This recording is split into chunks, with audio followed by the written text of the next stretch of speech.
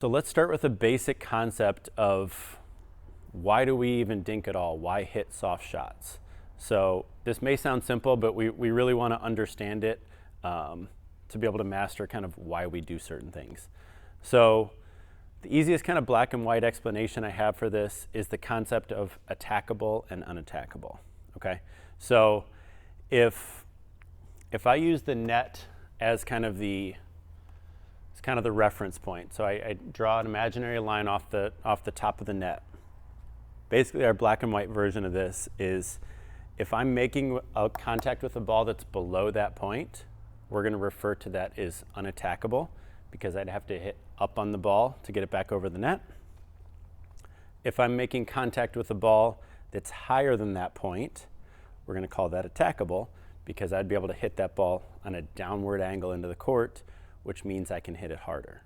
Okay, so the whole purpose of the soft game is to give my opponent shots that are unattackable and limits his options. Now, the overarching strategy that I kind of like to think about in pickleball is my general goal is to pressure my opponent or make my opponent uncomfortable while hitting high percentage shots myself. Okay, so if I'm dinking with Alex, playing a game against Alex, if I can hit shots that put him in difficult spots, make him uncomfortable, make him feel pressure, make him have to reach, and they're shots that I can hit at a very high percentage, then I'm going to win that match. If I'm hitting those shots that are making him uncomfortable, but I can only pull those shots off 1 out of 2 times, then I'm not gaining an advantage. So the key is we want to find shots that are making our opponents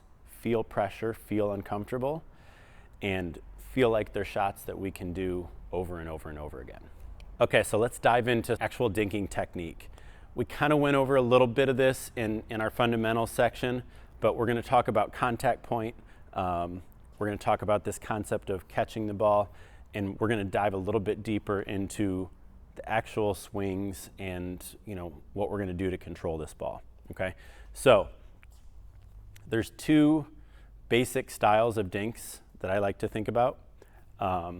You've got your tip down dink, which is going to create a little bit more topspin, and basically it's just like the name suggests. It's if my paddle tip points down, and generally I'm going to use this dink when I'm able to move my feet and get my body behind the ball more.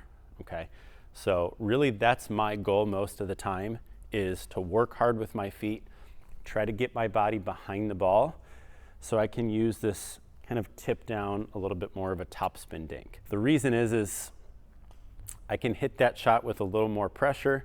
I feel like I have more options, more control, and we'll dive deep into that, but that's kind of the basics.